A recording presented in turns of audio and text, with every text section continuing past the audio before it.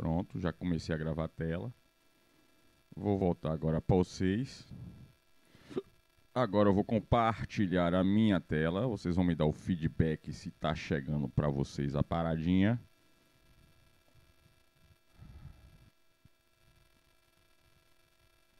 Vamos ver. O computador hoje está uma carroça, meu irmão. Uma carroça mesmo. Muito bem. Provavelmente vocês já devem estar vendo a minha tela. Não sei. Acho que sim. Me diga você do outro lado da tela. A minha tela já está aparecendo para Vossa Senhoria? Me diga você do outro lado da tela. Sim? Tá. Ou... Sim. Muito bem, muito bem. Senhoras e senhores, sim. Eita, que tá dando mau contato aqui, a porra. No nosso último encontro, a gente viu a situação onde Stalin subiu ao poder, né?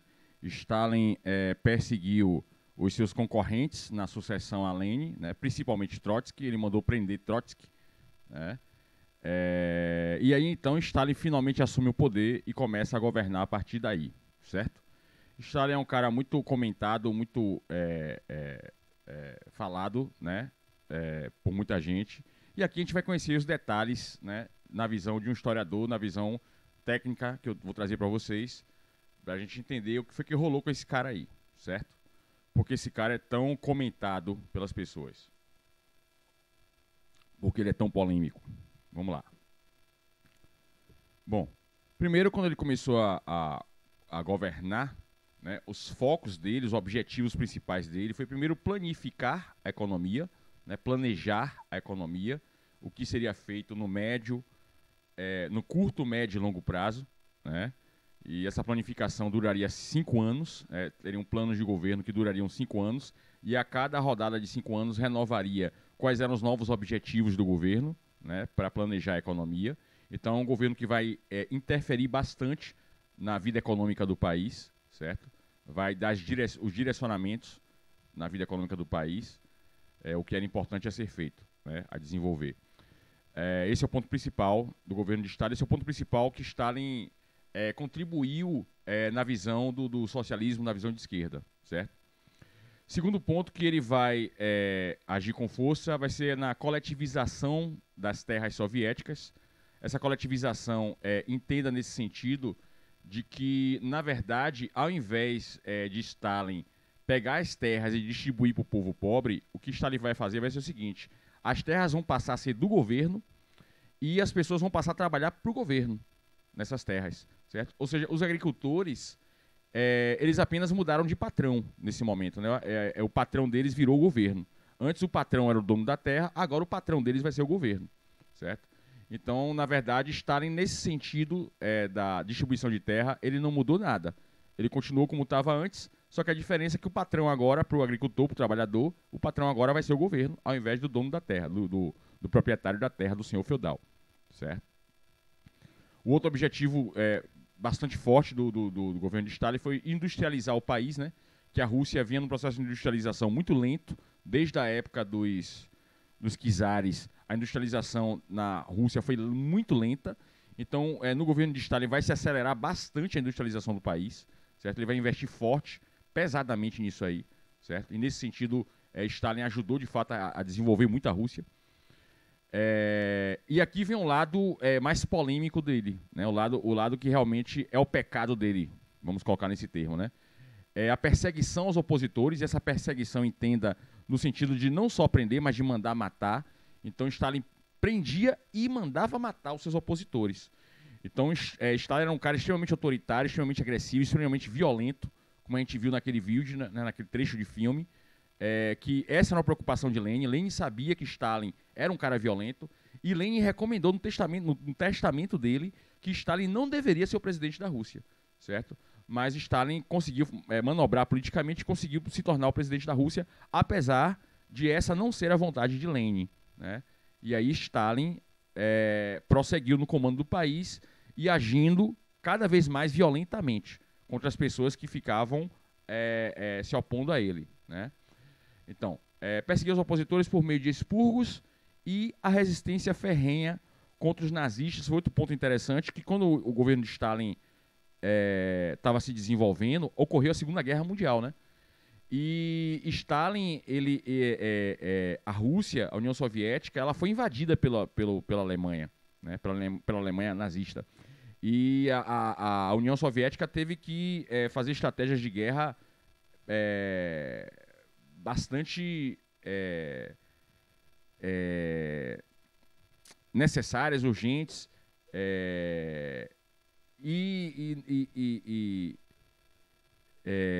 enfim, né, teve que se defender da Alemanha. E quem estava nessa liderança dessa defesa da União Soviética contra a Alemanha foi Stalin, que estava presidente no momento. Então Stalin coordenou as ações militares da União Soviética para se defender, né, da invasão alemã, certo? Durante a Segunda Guerra Mundial. Então essas são as principais marcas do governo de Stalin. Então isso aqui é o que costuma ser cobrado no vestibular, né? Então esse primeiro tópico aí, ele resume tudo o que aconteceu. As principais marcas do governo de Stalin está resumido nesse tópico. Se você me perguntasse, Nelson, o que é que eu tenho que aprender sobre o governo de Stalin? É isso aqui agora. Isso aqui é o que você precisa saber no governo de Stalin para fazer o vestibular, certo? O resto são detalhes, o resto são desdobramentos disso que você viu aí agora nesse ponto, tá? Então, de agora em diante, a gente vai entrar nos detalhes desse primeiro ponto que eu acabei de mostrar para vocês, certo? Então, a gente agora vai detalhar isso aí, tá? Vamos lá. Seguindo em frente. Então, observe aí. Foi um governo marcado por autoritarismo, certo? Como eu já falei antes, intolerância, divergência, né? Stalin não admitia que as pessoas pensassem diferente dele. Não só não admitia, como ele mandava prender e matar quem pensasse diferente dele. Ações violentas contra os opositores, vigilância política permanente, né? Ele espionava todo mundo para ver se alguém estava agindo contra ele. E se ele descobrisse qualquer coisa, ele mandava prender e matar, repito mais uma vez. Perda dos direitos individuais e da liberdade de expressão, né? Então, ninguém podia falar nada sem que o governo aprovasse, né? Porque o governo queria ter certeza que você não ia falar contra ele. Pouca ou nenhuma participação da sociedade civil nas decisões do governo. Então, Stalin não era um cara democrático, ele era um cara que governava de cima para baixo, diferente de Lenin. Lenin era um cara que primeiro consultava os sovietes, aí depois, de acordo com o que os sovietes dissessem, ele fazia no governo dele. Já Stalin não. Stalin ele empurrava as ordens de cima para baixo, certo? Então, o que ele dissesse tinha que ser feito, certo? E quem discordasse, morria, né? No governo de Stalin, os sovietes, que eram símbolo de um novo tipo de democracia, ficaram reduzidos a meros marionetes manipulados. Então, os sovietes, apenas nesse momento, nesse momento aí, os sovietes apenas só faziam dizer sim, só faziam dizer amém para as coisas que Stalin queria. Então, os sovietes não mais determinavam o que ia ser feito no país. Quem determinava o que ia ser feito no país era o presidente, que nesse caso era Stalin. Então, os sovietes passaram apenas a ser um enfeite do governo, certo? Os sovietes efetivamente perderam o poder. Quem tinha um poder de verdade nesse momento era o presidente, que era Stalin. Stalin formulou a ideia do partido único, né? Só podia existir o partido bolchevique, que nesse caso agora passa a se chamar Partido Comunista, certo? Vai ter a marca do culto ao líder, né? Onde o Stalin usou bastante a propaganda para convencer o povo russo de que ele era o pai dos russos, de que ele era o salvador dos russos, de que ele era o herói dos russos, né? Então, foi feita toda uma máquina de propaganda em cima disso, para que o povo enxergasse ele como um cara legal, como um cara bacana, como um cara, né, que estava fazendo uma coisa boa. De fato, ele fez muitas coisas boas pelo país, certo? Mas, assim, ninguém podia discordar dele. Se discordasse, qualquer coisinha morria, certo? Esse foi o ponto polêmico do governo dele, certo? E por isso que existe tanta crítica em relação a ele, tá? Enfim. Mas na parte econômica ele realmente desenvolveu a Rússia. Outra característica do governo dele, forte militarismo, né? Como sempre, o socialismo na União Soviética sempre buscou se aliar aos militares, né? Diferente da esquerda brasileira, como eu já falei já no início desse assunto. A esquerda brasileira tem uma certa aversão ao militarismo. Já a esquerda russa, não. A esquerda russa, ela se alia bastante aos militares. Tem uma visão mais inteligente em relação a isso. Criminalização da religião. A religião passa a ser considerada crime na União Soviética a partir do governo de Stalin, certo? Enfim, e passou-se a perseguir quem era religioso e tal. Então ficou realmente proibido na Rússia se praticar qualquer tipo de religião, certo? Que a religião, nesse caso, é considerada uma alienação, certo? Enfim, essa é a visão que tem no governo de Stalin. Seguindo em frente.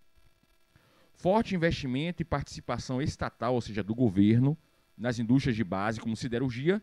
Né? Siderurgia é a indústria que cuida da fabricação de metais, né? de equipamento de metais. Indústria de base também é a energia, né? E maquinários, né? Construção de máquinas para as fábricas, né? Estatização de todas as empresas e negócios do país. O que é estatização? Todas as empresas passam a ser do governo, né? O governo passa a ser dona de todas as empresas do país, certo? E isso é socialismo na prática, como eu já expliquei para vocês lá atrás, né? No socialismo, o governo passa a ser dono de todas as empresas, tá? Planejamento e intervenções estruturais de longo prazo, construção de grandes vias de comunicação dentro do país. Então, de fato, o governo de Stalin desenvolveu bastante a Rússia, certo? Tirou a Rússia do atraso feudal, fez a Rússia entrar na era da industrialização, tá? Forte investimento na educação, saúde, saneamento básico, desenvolvimento tecnológico, diversas ações governamentais voltadas para o atendimento das necessidades da população mais pobre, realizando um governo comprometido com o bem-estar social. Tá? Esse conceito é interessante, aí, o bem-estar social. Fique atento a esse conceito e, se puder, até pesquise depois, né, sobre esse conceito chamado bem-estar social. Então, o governo da Rússia, o governo da União Soviética, através de Stalin, inaugura essa era, né, voltada para o bem-estar social. Ou seja, o governo passa a tomar medidas que vão melhorar, de uma forma geral, a vida da população, né? Inclusive, esse conceito de educação para todos, né, pública e gratuita, de qualidade, vem daí, dessa época do governo de Stalin, do socialismo e tal, certo? Essa ideia começou a partir daí, e os países capitalistas depois adotaram também esse conceito de bem-estar social. Então, o conceito de bem-estar social, ele nasce com o socialismo da União Soviética, certo? E é praticado também, tá? E isso foi incorporado por várias nações capitalistas depois que elas perceberam que isso é uma coisa que ia ajudar, certo? Vamos lá. E o último ponto desse slide aí, formação de um forte grupo burocrático que com o tempo tornou-se um tipo de elite que gozava dos benefícios e luxos do cargo que ocupavam. Então, esse é um ponto também que se faz muita crítica dentro do socialismo, que é o seguinte, né? O que é que a gente viu até agora sobre o socialismo e está percebendo mais ainda aqui agora? É que o socialismo, o que acontece? No socialismo, o governo passa a ser dono de todas as empresas, tá? E então as pessoas deixam de ser funcionárias do patrão, né, do empresário, da burguesia industrial, e passa a ter como novo patrão o governo. Então todo mundo passa a ser funcionário público, digamos assim, certo? Só que o problema os cabeças do governo, eles se tornam a nova classe rica, certo? Então, se a ideia do socialismo era acabar com as classes ricas, né, e tornar todos iguais, essa ideia termina indo por água abaixo, porque com o tempo, se o socialismo não migrar para o comunismo, vai ocorrer essa situação onde os funcionários de alto cargo do governo passam a ser os novos ricos, certo? Passa a ser a nova elite, né? Então, eles estão, nesse caso, reforçando a onda de ter alguém mais rico, né, comandando o negócio, enquanto os outros trabalham para esse cara que é mais rico. Nesse caso, as pessoas estão trabalhando para o governo, mas, em última instância, estão trabalhando para quem está no cargo de comando do governo, que são os novos ricos nesse caso, certo? Então, essa é uma contradição do socialismo que é complicada de resolver, certo? Enfim, é um ponto que se faz crítica e, de fato, é real esse ponto, certo? O que também não invalida as ações positivas que o socialismo conseguiu, né? Nesse caso da União Soviética, que conseguiu melhorar a vida de muita gente, tá? Eu tenho certeza que isso daí, na minha percepção, é melhor do que o capitalismo, certo? Não é perfeito, certo? Mas é melhor do que o capitalismo na minha visão. Mas, enfim, seguindo em frente. Quando Stalin assumiu o poder, em 1927, a indústria soviética ainda era frágil e Por isso, Stalin impôs um plano que cobrava um grande esforço de todo o país para promover uma industrialização em escala acelerada. Então, Stalin criou um plano de industrialização para que a União Soviética, a Rússia, se industrializasse no menor tempo possível, né, para compensar esse atraso da Rússia em relação à era industrial, né, que a Rússia ainda não havia de fato entrado na era industrial e era necessário acelerar esse processo para a Rússia se destacar e se firmar como um país poderoso no mundo, certo? Seguindo em frente, o plano de industrialização da União Soviética ficou conhecido como Plano Quinquenal. Por que quinquenal? Porque é um plano feito para durar 5 anos. Depois que passa esses 5 anos, é feito um novo plano quinquenal para estabelecer as novas prioridades, o que é que deve ser desenvolvido em seguida, né? Então, o plano quinquenal era um plano que criava metas que o país deveria alcançar a cada 5 anos. Esse plano foi organizado pela Gosplan.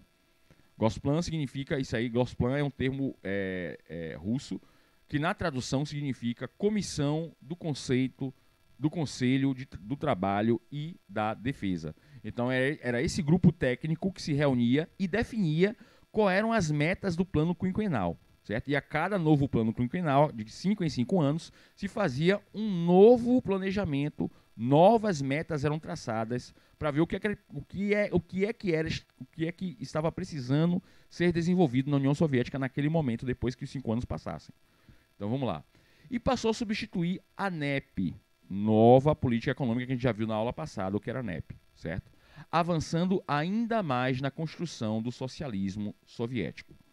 Os direcionamentos passaram a ser feitos por técnicos, esvaziando o poder decisório dos sovietes. Então veja mais uma vez que os sovietes perdem participação, perdem poder de decisão no governo de Stalin.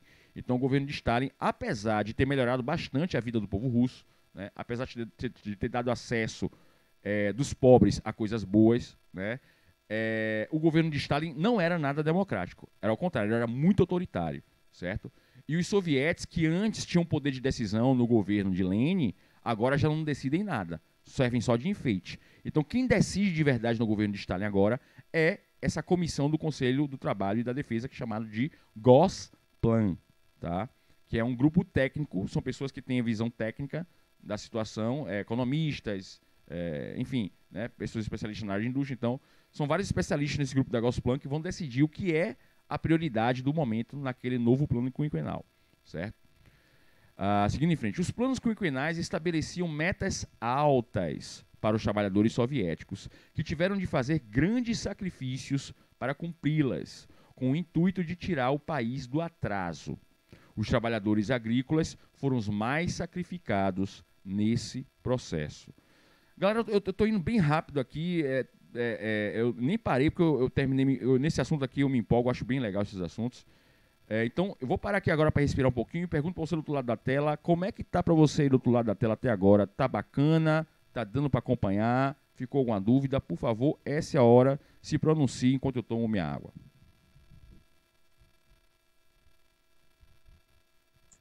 Da minha parte, não tem dúvida, não. Então, beleza? Posso puxar o barco? Vamos lá, vou puxar o barco, hein? Vamos nessa. Lá vou eu. Primeiro plano quinquenal, entre os anos de 1928 e 1933, determinaram 2 objetivos fundamentais. Primeiro, procurou fortalecer a indústria, encorajando a industrialização de bens de produção. Nesse caso, a indústria de siderurgia, maquinaria e energia, que era a grande prioridade do governo russo.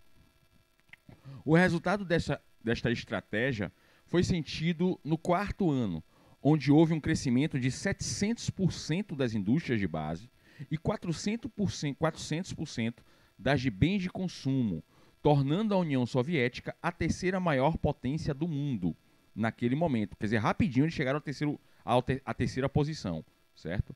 Veja como funcionou bem as estratégias, né, do plano quinquenal, como funcionou bem o socialismo na Rússia, apesar de estar nas mãos de Stalin, que era um cara bastante autoritário, né? Cadê? Ok, a terceira maior potência do mundo naquele momento, onde os países capitalistas enfrentavam os impactos da crise de 29. Ó, atenção isso aqui, ó. Não sei se vai dar tempo, mas depois desse assunto, a gente deve trabalhar a crise de 29, tá? Essa sinalização aqui é muito importante. O que acontece? Enquanto naquela época a União Soviética crescia numa velocidade absurda, os grandes países capitalistas e poderosos daquela época, todos estavam em crise, certo? Que foi a crise de 29, que foi a grande crise do capitalismo. Uma das maiores que já aconteceu até hoje, certo? Essa crise de 29 ela é muito importante, porque ela mostra pra gente a contradição do capitalismo, certo? Não que o socialismo não tenha contradições, o socialismo também tem contradições, e nós vimos isso no slide anterior. Nós vimos as contradições do socialismo no slide anterior, tá? Mas penso eu que, apesar do socialismo não ser perfeito, ele é muito mais justo do que o capitalismo, certo? E a gente vai ver nesse assunto da crise de 29 as imensas contradições do capitalismo, certo? O quanto ele é doido, o quanto ele é doentio. Não que o socialismo também não tenha seus lados doentios, certo? Mas eu acho que o socialismo é bem mais saudável pra gente do que o capitalismo. Mas vamos lá. Enquanto nos países capitalistas o índice de desempregos atingia níveis alarmantes, na União Soviética ocorreu um grande aumento da oferta de empregos, que ajudou Stalin a ter um grande apoio da população ao seu governo. Então veja aí, apesar de Stalin ser autoritário, apesar de Stalin ser um assassino, um psicótico, um genocida, que é isso que ele era realmente, ele fez muito bem a população, certo? Ele desenvolveu realmente muito a União Soviética, certo? Então, assim, o povo aceitava as merdas que ele fazia por isso. Porque, inevitavelmente, ele estava melhorando muito a vida do povo, certo? E aí, resultado, o povo botou na balança, né? O que há de negativo e o que há de positivo de Stalin. E disse, o cara tem muito mais qualidade do que defeito. Então, e como ele está melhorando minha vida, deixa ele matar algumas pessoas por aí. Né? Algumas não, ele matou foi muitas, certo? Vamos lá, seguindo em frente. Segundo ponto.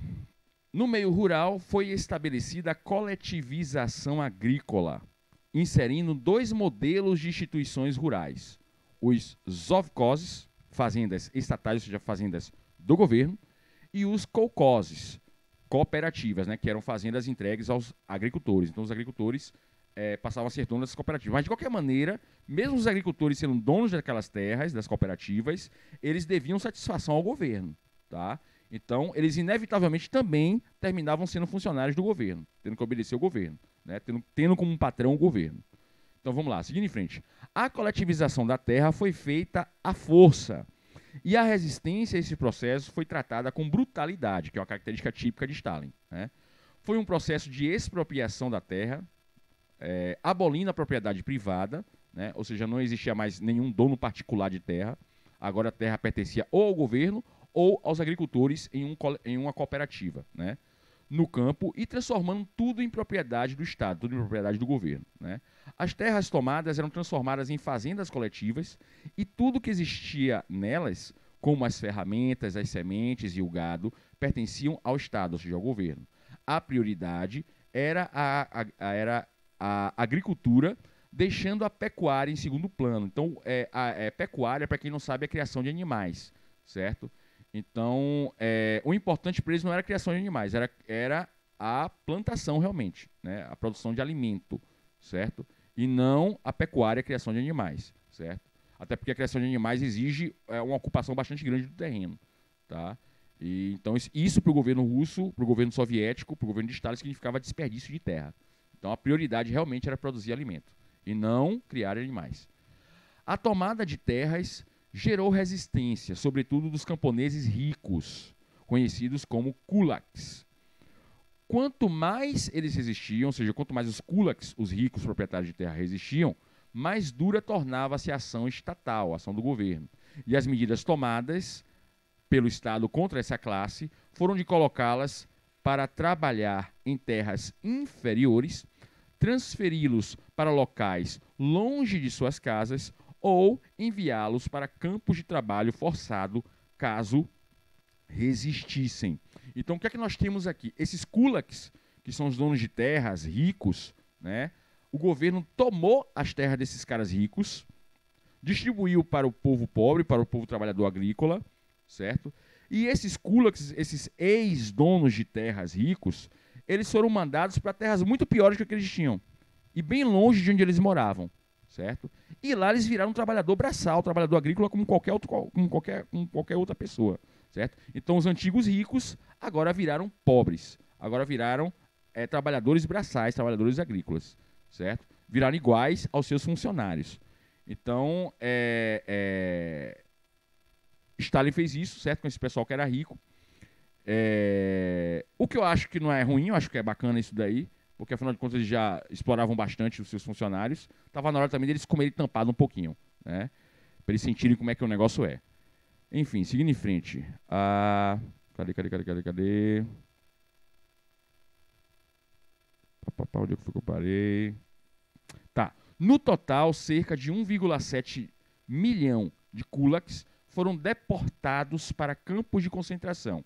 Esse processo ficou conhecido como desculaquização. Esta ação violenta do governo gerou uma baixa produtividade agrícola, principalmente no território da Ucrânia, onde havia maior resistência dos produtores agrícolas. O resultado disto foi catastrófico, gerando um período conhecido como Grande Fome, que atingiu a União Soviética. Até 1933, cerca de 5,5 milhões de pessoas haviam morrido de fome e aproximadamente metade dessas mortes aconteceu só na Ucrânia. Essa fase ficou conhecida como Holodomor, certo? Atenção para esse termo aqui, Holodomor, certo? Ou Grande Fome, tá? Então isso vai acontecer na Ucrânia. Foi uma região bastante castigada pelo governo de Stalin. O Stalin castigou bastante essa região. Essa região tinha bastante proprietários ricos de terra. E lá ele retirou esses proprietários de lá. E quando retirou, de uma certa maneira, desorganizou a produção agrícola de lá, porque esses caras conheciam bem como é que funcionava a produção agrícola de lá, sabia administrar tudo isso.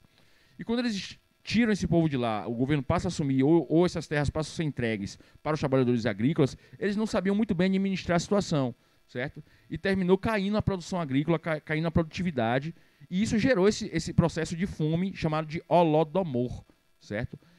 Não só dessa época, mas da época anterior da Guerra Civil, né, de todo esse processo de consolidação do socialismo na Rússia, houve um processo de fome bastante grande, antes dessa época, certo? E quando chegou nessa época, a coisa ficou agravada, né? A questão da fome. E nasce daí aquela lenda de que comunista come criancinha, né? Porque pessoas morriam de fome, na época de frio principalmente, né?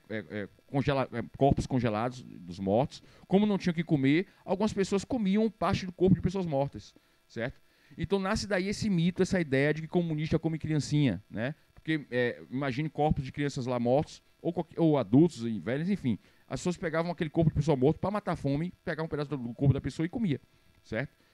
Chegou a esse ponto nessa época, nessa crise dessa grande fome, desse Holodomor, e também não só nessa época, mas antes também, na época da Guerra Civil, né, dos brancos contra os vermelhos, né? Enfim, tá aí mais um ponto polêmico do governo de Stalin, né, que ele provocou essa época de grande fome, né, esse tal do Holodomor. Então, isso aqui, gente, costuma ser cobrado no vestibular. Fique atento a isso, certo? Sempre se fala no vestibular sobre o Holodomor ou a Grande Fome. Então, agora você já sabe o que é que foi isso aqui, certo? Que foi na Ucrânia que aconteceu isso, certo? Beleza. Posso seguir em frente, pessoal? Como é que tá para vocês aí?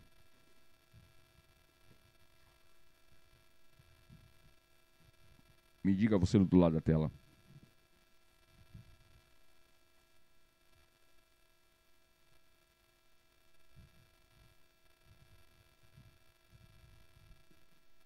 E aí, galera? Me dê uma posição. Posso seguir? Não posso? Como é que é? Comanda de vocês, viu? Quem comanda... Tranquilão mesmo? Quem comanda são vocês, viu, gente? Vamos lá. Seguindo em frente. Bom, então isso foi o primeiro plano quinquenal, né? Vamos ao segundo plano quinquenal. O segundo plano quinquenal vai acontecer de 1933 a 1937. Vale lembrar, gente, 1937, a Segunda Guerra Mundial já estava começando a acontecer, tá? O pau já estava começando a comer. Vamos lá. Então, no final do segundo plano quinquenal, a gente vai começar a ter a Segunda Guerra Mundial, tá? Vamos lá. Segundo plano quinquenal, possuía metas menos exigentes, até porque o primeiro plano quinquenal já tinha resolvido os principais problemas da Rússia, certo? Então, possuía metas menos exigentes de cumprimentos produtivos em relação ao plano anterior, além de correção de erros do planejamento econômico que aconteceu no primeiro plano, né? O primeiro plano foi um ensaio. Vamos lá. Então, sobre o segundo plano quinquenal, observe aí. Objetivo de aumentar em 50% a produção agropecuária e 100% a indústria leve, para elevar o padrão de vida do soviético.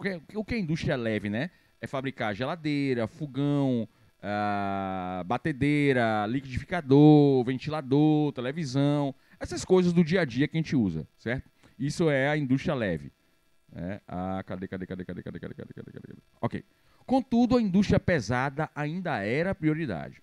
Nesta fase, o processo de coletivização das terras foi concluído, além de equipar a produção agrícola com maquinários que aumentou a produtividade, voltando o resultado disto para a exportação. Então, nessa fase do segundo plano quinquenal, eles conseguiram aumentar a produção agrícola, né? Na primeira fase foi muito ruim o resultado da produção agrícola, e agora no segundo plano quinquenal vai ter um resultado muito melhor, até porque a União Soviética já tinha construído maquinários para melhorar a produção agrícola. O que são os maquinários? Né?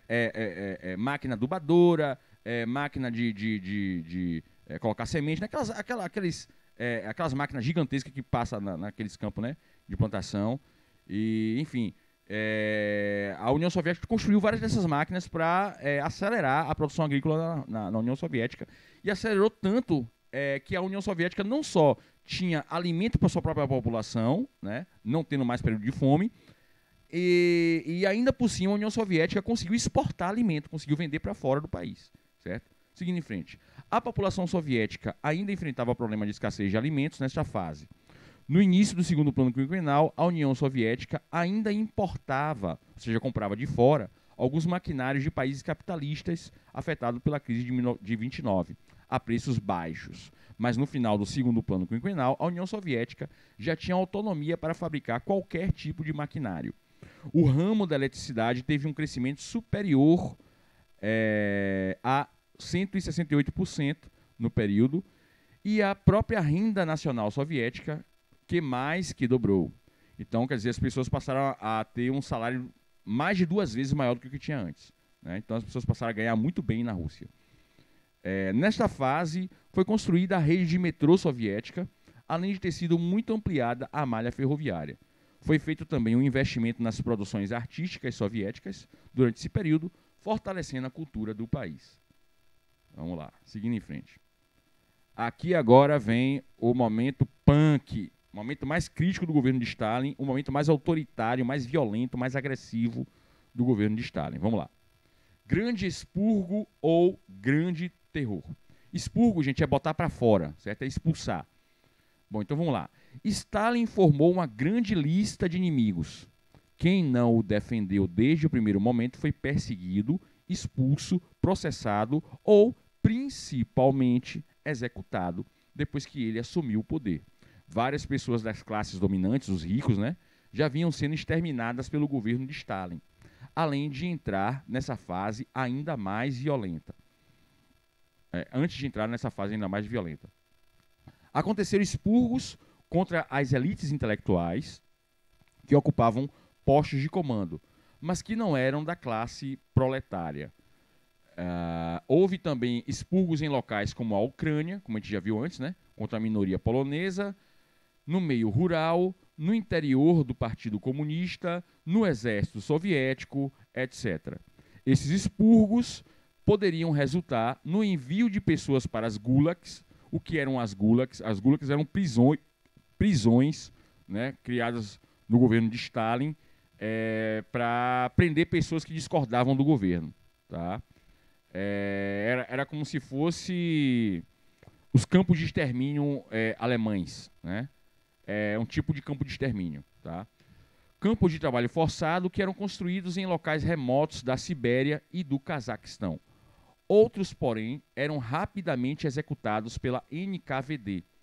Era uma polícia de vigilância política, né? De quem discordasse no caso do governo de Stalin, né? Comissariado Popular de Assuntos Internos era a tradução para esse nome é NKVD, né? A polícia secreta soviética, que vai dar origem depois à KGB, tá? Isso aí vai dar depois origem à KGB, tá? A famosa KGB. Execução de Sergei Kirov. Vamos ver sobre esse cara aqui. Isso aqui foi um ponto que foi também bem crítico nesse processo aí de expurgo do Grande Terror. Por mais que fosse, de fato, um apoiador de Stalin, quer dizer, esse cara, Sergei Kirov, era um apoiador de Stalin, durante os anos 30, Kirov demonstrou maior independência em dirigir as atividades na organização do partido. Stalin via em Kirov um rival em potencial. Olha como a mente de Stalin era doentia, né? Esse Kirov admirava Stalin, né? Apoiava Stalin, mas como esse Kirov estava crescendo muito no partido, Stalin, na mente doentia dele, enxergou em Kirov um adversário, certo? E ele pensou, vou ter que eliminar esse cara, certo? Então, Stalin via em Kirov um rival em potencial. Em dezembro de 1934, Kirov foi surpreendido por Leonid Nikolaev, que atirou pelas costas do sucessor de Stalin. Este assassinato foi utilizado politicamente por Stalin para dar início à perseguição implacável contra os seus opositores. Olha só, o que está acontecendo aqui? Stalin, na verdade, mandou esse Leonid Nikolaev matar Kirov, certo? Só que depois que Leonid matou Kirov, Stalin mandou prender Leonid, certo? E disse, olha, como mataram Kirov, que era o meu sucessor, eu estou percebendo que é uma conspiração contra mim, e a partir de agora eu vou ficar vigilante e vou mandar prender todos os que estiverem agindo contra mim, todos que articularam esse assassinato de Kirov. Na verdade, quem articulou o assassinato de Kirov foi ele próprio, foi Stalin que articulou o assassinato de Kirov. Só que ele usou isso como desculpa para perseguir todo mundo que ele queria perseguir, certo? Ele fez um uso político disso, tá?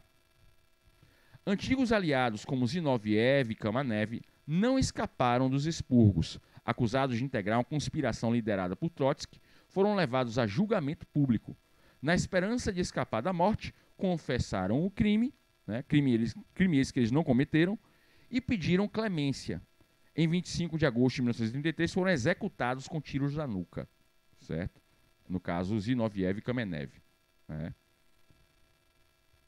Continuando sobre isso. Dos 139 eleitos ao Comitê Central naquele ano, 98 acabariam fuzilados, acusados de traição, espionagem e outros crimes nos 10 anos seguintes. Então, pessoas de dentro do próprio partido, do Partido Comunista, Stalin mandou matar essas pessoas, certo? Dos 394 membros do Comitê Executivo da Internacional Comunista, em janeiro de 1936, apenas 171 viviam em abril de 1938 e de 1.827 delegados do partido, em 1934, somente 37 deles estavam vivos em 1939. Ou seja, Stalin mandou matar uma porrada de gente de dentro do Partido Comunista. Ele matou pessoas do próprio partido dele, certo? Stalin eliminou aproximadamente 2/3 do Partido Comunista. Olha que cara doente.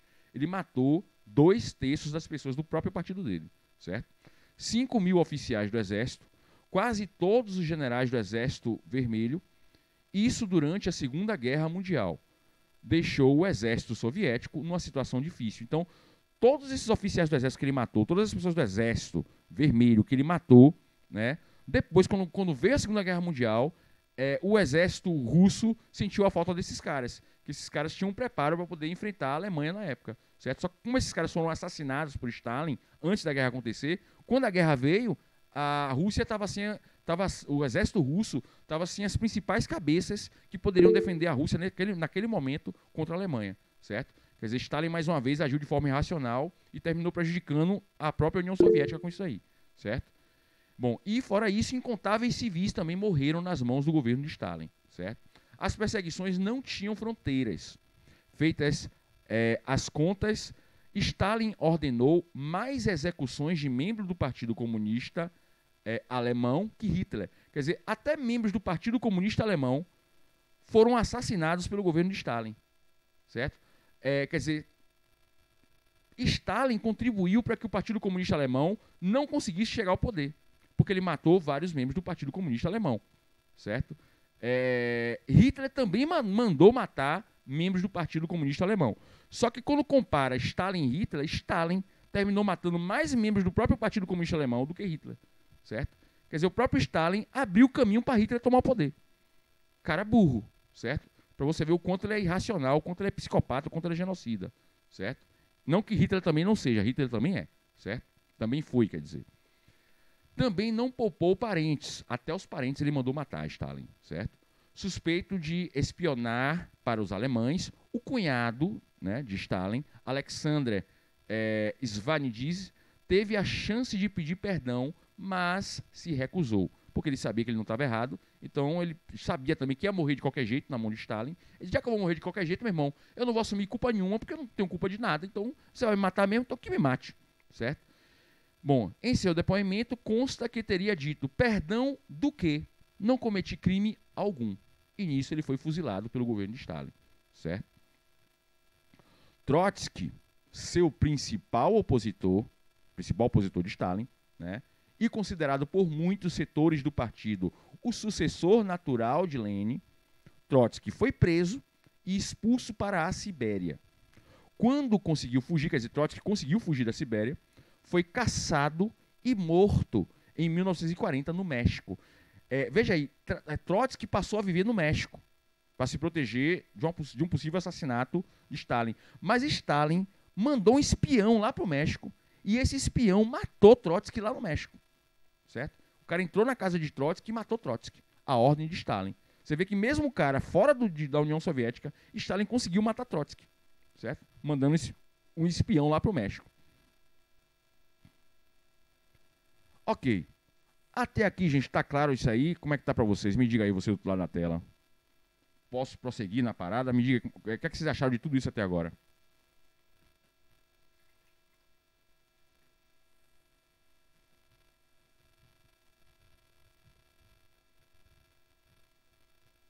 Ficou alguma dúvida? Como é que tá para vocês aí? Me diz aí. Me explica o que é genocida, professor. Pronto, genocida é o cara que mata uma grande quantidade de pessoas de uma vez só, certo? E Bolsonaro faz isso para os outros ficar falando? Isso. Boa pergunta, cara. O que acontece? Como o Bolsonaro não tomou medidas corretas em relação à Covid, isso fez com que milhares de pessoas morressem, né? Você vê que a gente já ultrapassou 500 mil mortes no Brasil, certo? Então, 500 mil mortes em tão pouco tempo, isso é genocídio, certo?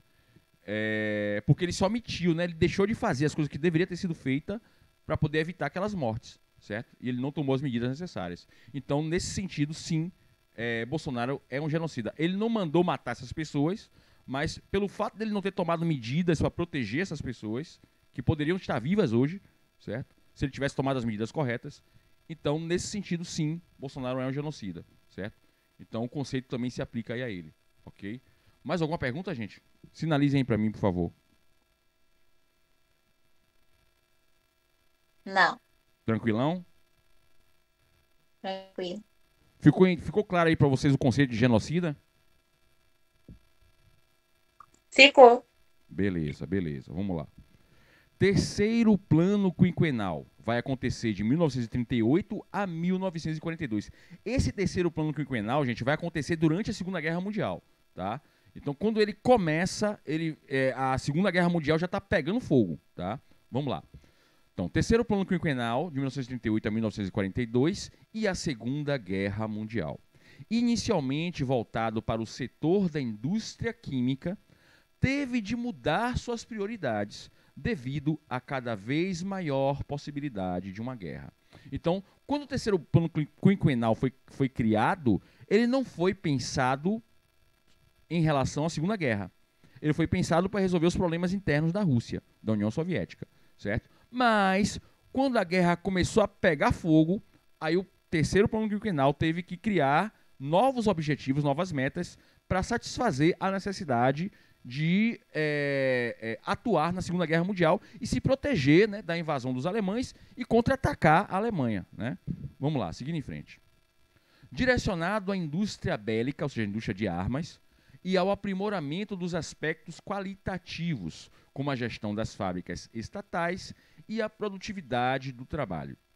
O crescimento da indústria bélica foi de quase 40%, quer dizer, nasce aí, no terceiro plano quinquenal, a tradição da Rússia, naquela época da União Soviética, em se dedicar a desenvolver novas armas, certo? Então, nasce aí a tradição russa em fabricar armas, em desenvolver armas, tá? É nessa época que nasce essa tradição da Rússia. Então, o crescimento da indústria bélica foi de quase 40%, participando no início de 1941 com 45% da renda nacional. A produção de armamentos na União Soviética foi tão expressiva que transformou o país numa verdadeira máquina de guerra, tornando-a uma potência militar temida no mundo inteiro. E isso, inclusive, explica, gente, a origem da Guerra Fria, tá? Então, nasce aí essa tradição da União Soviética de disputar com os Estados Unidos quem é que tem mais arma do que o outro, né? Ok, seguindo em frente. Tornando-a uma potência militar temida no mundo inteiro, fortalecendo todos os ramos das Forças Armadas Soviéticas. A participação do país na Segunda Guerra Mundial foi decisiva para derrotar a Alemanha, tendo inclusive um peso maior do que os Estados Unidos. Atenção para isso. Isso aqui é muito interessante e muito importante, tá? E o vestibular costuma cobrar sobre isso, tá? Qual dos dois países, comparando, né? União Soviética e Estados Unidos, qual desses dois deu a maior contribuição para a Alemanha perder a guerra? Quem deu a maior contribuição para a Alemanha perder a guerra foi a União Soviética, certo? Muita gente tem a visão de que foi os Estados Unidos que foi o grande responsável pela derrota da Alemanha na Segunda Guerra. Não, não. A participação dos Estados Unidos foi importante? Foi. Foi decisiva? Foi. Mas a participação mais decisiva para a derrota da Alemanha foi a União Soviética, certo? A União Soviética foi a maior responsável pela derrota da Alemanha na Segunda Guerra Mundial, certo? Se não fosse a ação da União Soviética, provavelmente os Estados Unidos nem teria conseguido derrotar a Alemanha, tá? Seguindo em frente. Observações. Ao final dos 3 planos quinquenais, a economia, evidentemente, sofreu modificações substanciais, saindo definitivamente de uma economia feudal agrária para uma economia industrial. Enfim, o principal objetivo dos planos quinquenais foi atingido, que foi o quê? Colocar a União Soviética na era da indústria. Tá? Sair da era feudal para entrar na era da indústria. A União Soviética conseguiu isso graças aos planos quinquenais. E conseguiu isso numa velocidade incrível. Tá? Ok, mais observações sobre o governo de Stalin.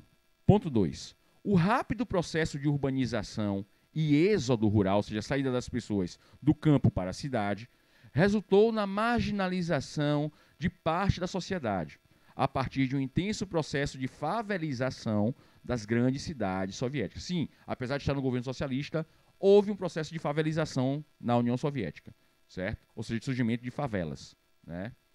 O governo, por sua vez, tomou medidas paliativas como a desapropriação de imóveis ricos, dividindo seus grandes cômodos para mais de uma família morar, além de construir o mais rápido possível conjuntos habitacionais para os trabalhadores com cerca de 50 metros quadrados. Essas habitações eram entregues sem custos para os cidadãos. Então, houve um problema, houve um déficit aí na União Soviética de moradia, né? Nas grandes cidades. Então, a União Soviética tomou 2 medidas. Uma, pegar os imóveis dos ricos, né, que eram imensos, gigantes, né, e pegava aquele imóvel que era imenso e dividia em vários cômodos para pessoas pobres morar naquele imóvel que era de uma pessoa rica antes, que passa a ser dividido para pessoas pobres. E, além disso, quer dizer, essa foi uma medida emergencial. Além disso, numa medida de médio e longo prazo, o governo socialista de Stalin construiu habitações, né, pequenas, populares, com 50 metros quadrados, né, que é hoje o tamanho de um apartamento de pessoa de classe média a classe média baixa. Né? O meu apartamento, por exemplo, tem 50 metros quadrados, certo? O meu apartamento se encaixaria nessa descrição aí do governo de Stalin. Tá? Enfim, seguindo em frente. Terceira observação. A produção de equipamentos domésticos e outros artigos de bens de consumo teve a qualidade muito inferior aos produzidos por países capitalistas. Atenção para esse ponto, tá? Vamos lá. Geladeiras, liquidificadores, televisão, ventilador, ar-condicionado, essas coisas que são bastante desenvolvidas em países capitalistas, né? Naquela época, na União Soviética, as indústrias produziam também geladeira, fogão, papapá, tudo isso, né, que precisava para dentro de casa. Mas eram equipamentos de péssima qualidade. Eram muito ruins, certo? Então, isso foi uma deficiência, né, do socialismo. O socialismo não conseguiu produzir bens de consumo de boa qualidade para a população, certo? Eram sempre de uma qualidade muito ruim, tá? Ok? Seguindo em frente. Quarto ponto.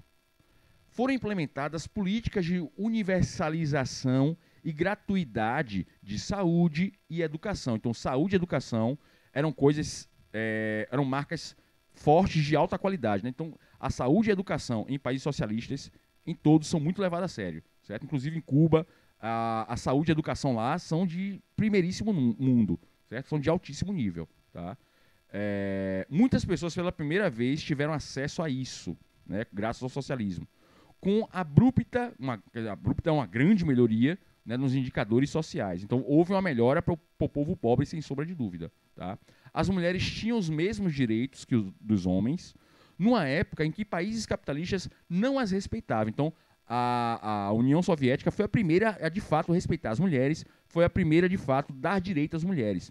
E os países capitalistas superdesenvolvidos não davam direito nenhum para as mulheres, certo? Então, veja como o socialismo teve uma visão muito mais avançada do que os países capitalistas poderosos da época, certo? O nível salarial e de qualidade de vida da população teve uma grande melhoria, certo? Então, sem sombra de dúvidas, o socialismo é a melhor opção para o povo pobre. Isso aí você não pode ter dúvida, certo? Vamos lá. Quinto ponto. As pessoas ricas que não se opuseram ao governo e tinham profissão foram aproveitadas dentro de suas qualificações pelo governo. Então, nem todo mundo que era rico foi morto pelo governo de Stalin, certo? As pessoas que eram ricas, que entenderam o que o governo estava fazendo, que era importante, né? Que as pessoas pobres também tinham direitos a ter uma vida boa. Essas pessoas que não criaram problemas para o governo, que eram ricas, o governo não matou elas, deixou elas quietinhas no canto delas, certo? E deixou elas fazendo a profissão que elas tinham antes, certo? Enfim, né? Não mexeu com essas pessoas. Apesar da forma autoritária de governar, Stalin teve um alto índice de aprovação de seu governo. E ainda hoje é muito reverenciado pela população russa. Então, os russos, até hoje, enxergam Stalin como um grande governante. Até hoje enxergam Stalin como um grande herói, certo? Muita gente na Rússia enxerga ele dessa forma, tá? Enfim, seguindo em frente. Pronto, aqui encerramos a nossa aula. E aí, o que é que vocês acharam, galera? Foi esclarecedor para vocês? Me diga o que é que vocês acharam disso tudo aí. Vocês já tinham ouvido falar alguma coisa de Stalin? Ou não? Para vocês tudo aqui foi novidade. Como é que foi para vocês aí? Me diga aí. Pra mim foi novidade ainda. Tudo? Você nunca tinha ouvido Sim. falar nada sobre Stalin? Ninguém Não. aí? E aí, galera? Ninguém nunca tinha ouvido falar nada sobre ele? Nada? Não. Nenhum de vocês? Nenhum?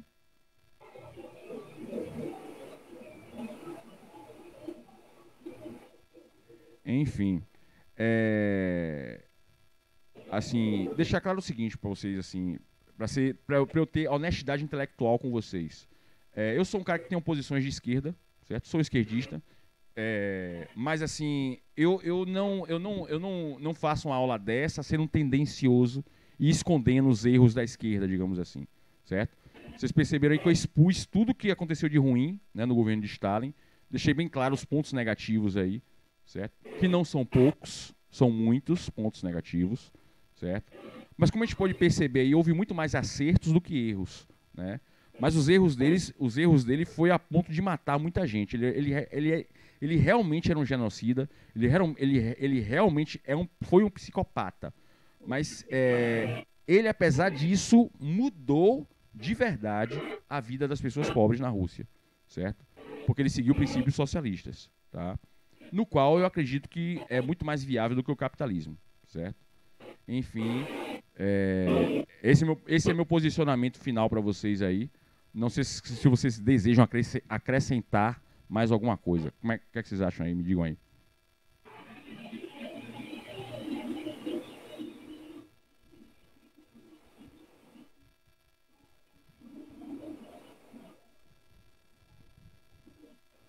Eu tenho aqui uma sugestão pra gente. Agora é 8h30, tá? A minha sugestão é a seguinte. Vocês lembram que a gente, na sexta-feira, começou o filme Gênio Indomável? Lembram? O que é que vocês acham da gente concluir esse filme Gênio Indomável nesse tempo que tá sobrando aí pra gente? Pode ser? O que é que vocês acham? Pode ser. Pronto. Então, eu vou encerrar aqui a gravação da aula.